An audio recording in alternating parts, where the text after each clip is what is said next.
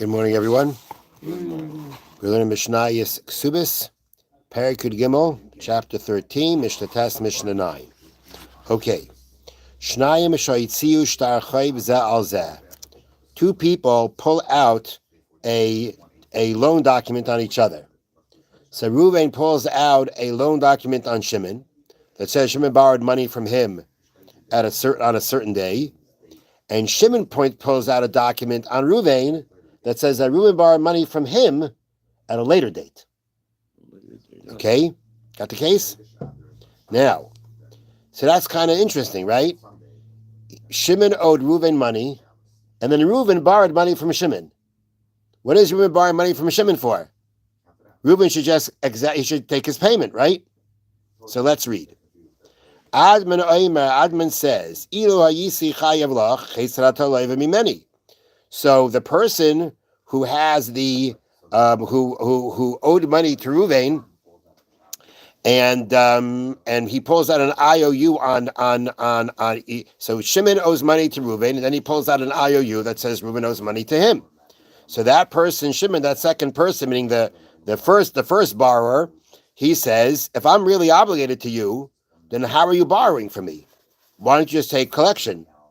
Is a proof that either I paid you or your document is a forge.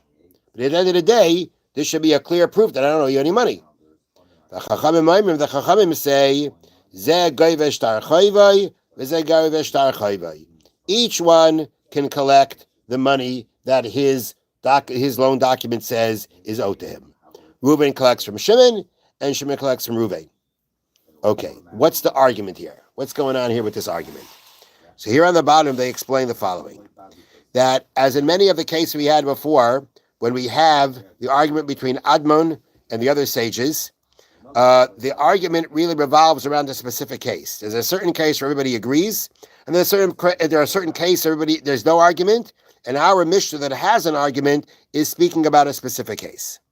So, the sages agree with Admon that if Reuven, the first lender, borrowed money from Shimon, the first borrower, after his loan was due, meaning Reuven is the first lender, Shimon is the first borrower.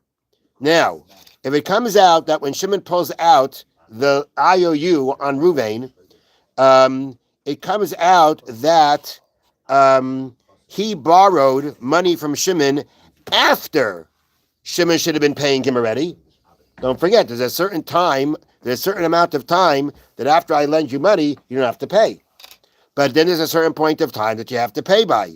Now, if it comes out that Shimon, the first borrower, already owed money to Reuven, when Reuven borrowed money from him, then Shimon, the first borrower, has a very good claim. You should have collected your money.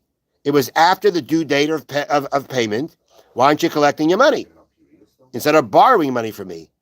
The answer must be that really I don't owe you that money that you're claiming, either because I paid you already or it's a forge. And everybody agrees here. There's no argument in this in that kind of case.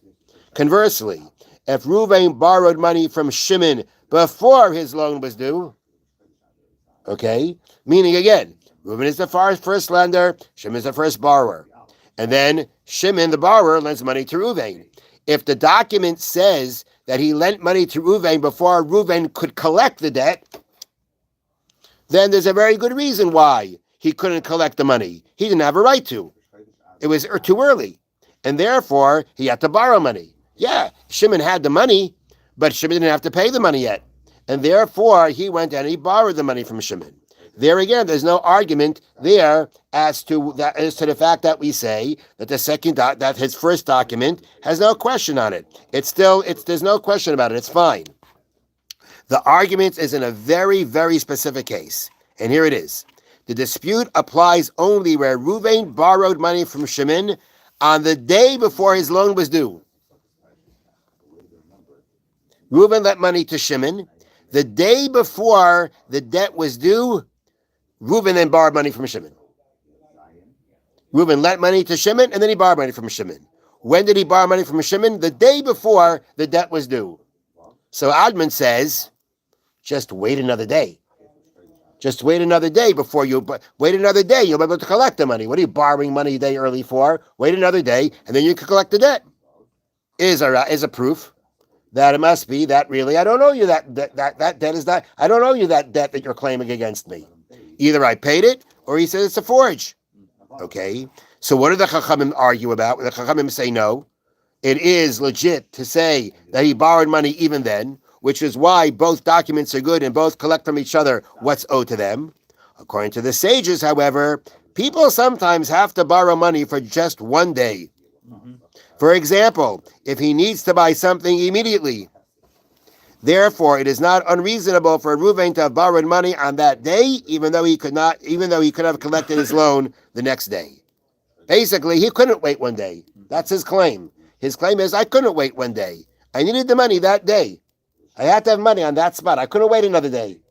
And if that is what if that's what he's, I'm assuming that's his claim here. I mean, I'm assuming we're going to ask him, why couldn't you wait another day? Unless we don't have to ask him that and we can just make that assumption. I'm not sure if it's an assumption we make or we ask him. But according to the Chachamim, at the end, the point is, why didn't you wait another day? I couldn't wait another day. I needed the money right away.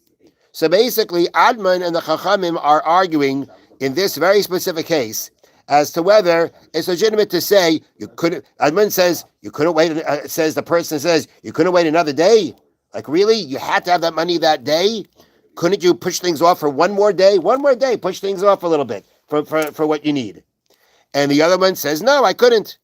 So as to the strength of that argument will make the difference as to whether we say that you should have, why didn't you wait? And if you didn't wait, it's a proof that he doesn't owe you the money.